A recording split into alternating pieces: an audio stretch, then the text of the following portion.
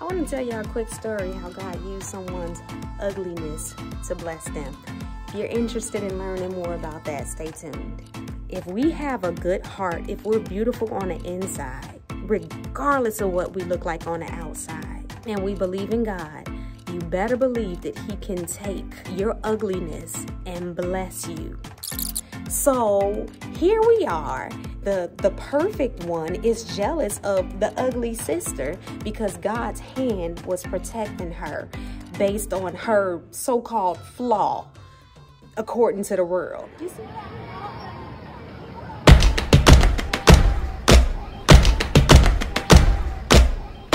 Proverbs 31.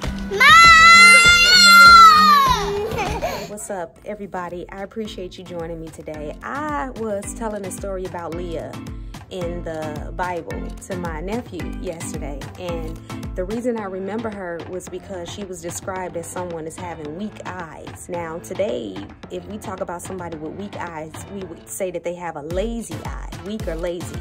And I'm like, wait a minute, this chick had two lazy eyes? Like, this chick had to be ugly, right? So he laughed and he's like, she ain't had no cock eyes, TT. And I'm like, yeah, she did. So I found it, and it was in Genesis 29, 30, somewhere around there, and they described her as having weak eyes. But here's what's great about God. He's so awesome. He was able to bless this woman through her ugliness.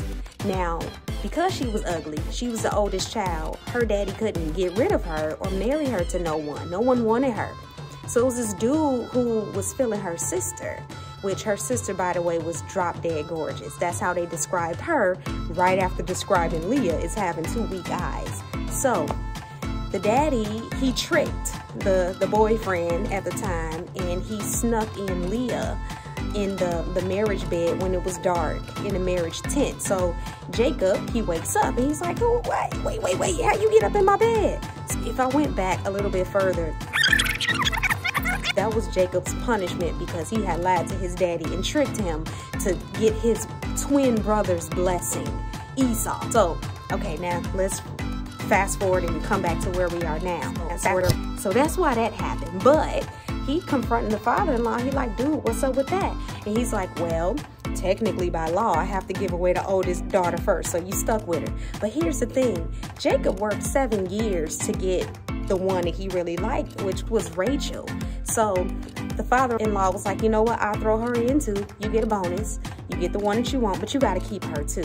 Now, what's jacked up is like, I was talking to my niece about this. She was like, that story is so sad. Like, you know, she's never loved by this man and she's just kind of thrown into his bed, and, you know, like, to be in a relationship with someone who doesn't love you. But I'm like, but God loved her because He blessed her with a husband. And back then, that was a blessing for a woman to get married and to have a husband. So that was blessing number one that came through the so-called ugliness. Now, blessing number two was this chick was fertile. So not only did she have one son by this man, but she gave him 6 boys. She had a girl too, but 6 boys back in the day was like 6 figures.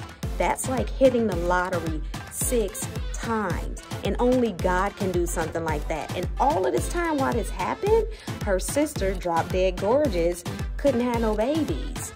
So here we are.